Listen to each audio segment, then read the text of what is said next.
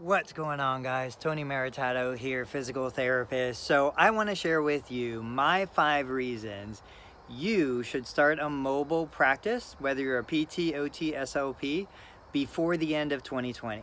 Whether you're going to keep your full-time job, whether this is going to be a side gig, part-time gig, or transition gig into your full-time thing, this is really why I think you should. Now, full disclosure, I'm not a mobile therapist. I've done mobile therapy. I'm a brick and mortar practice owner. But if I was talking to somebody who had any inclination to do it, right now is absolutely the time to do it. So reason number 1, get the vulnerable population out of the busy clinics. Like, I feel guilty. My geriatric patients are coming into my clinic.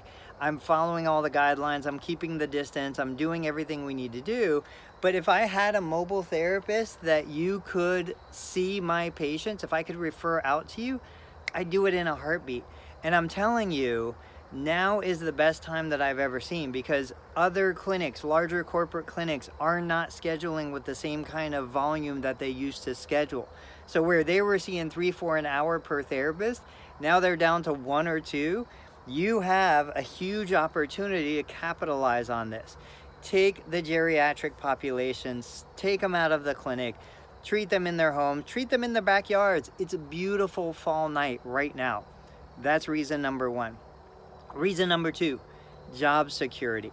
If we learned nothing else in March of 2020, we learned that the misconception that a large employer has deep pockets and will keep you employed is just that, a misconception. I love my team. I love my staff. I was the only person that didn't get fired in March of 2020 because I'm the owner. I can't fire myself, right? So if you want true job security, you have to be the employer. You have to be the one that employs yourself, employs your team, employs others.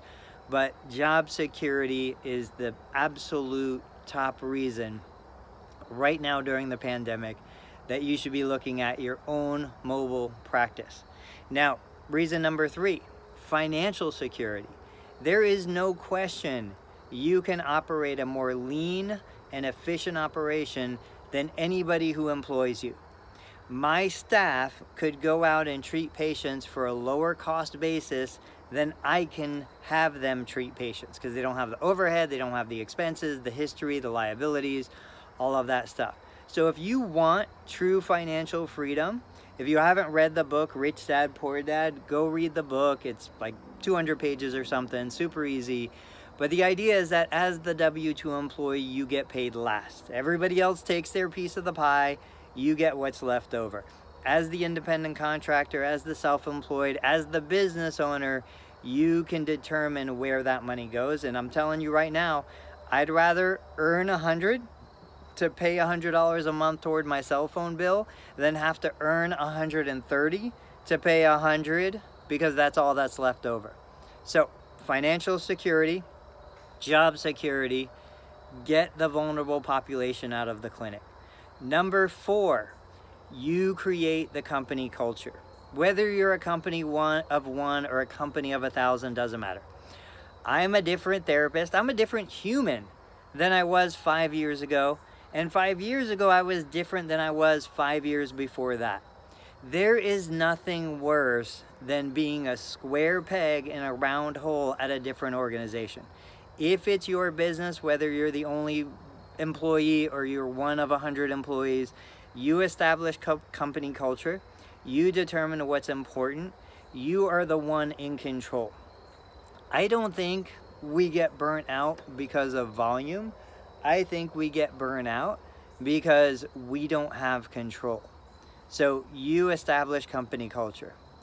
And then finally, so we've got 4 reasons so far.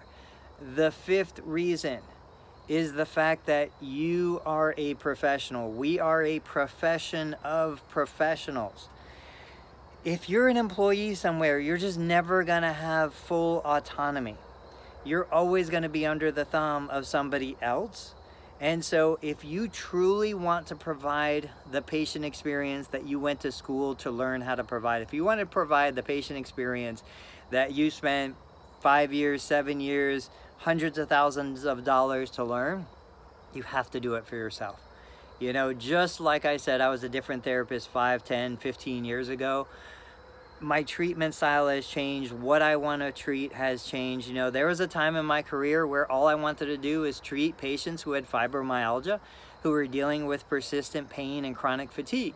There was another time in my career where all I wanted to do is treat high school athletes, football, baseball, soccer.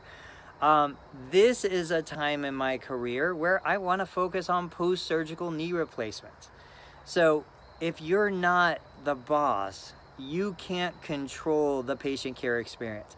I want to feel good going into a new patient evaluation and doing 1 unit of care if I want, or 4 units of care if I want. I want to feel good about taking a person for a 1 or 2 session a month plan of care, or a 12 session a month plan of care.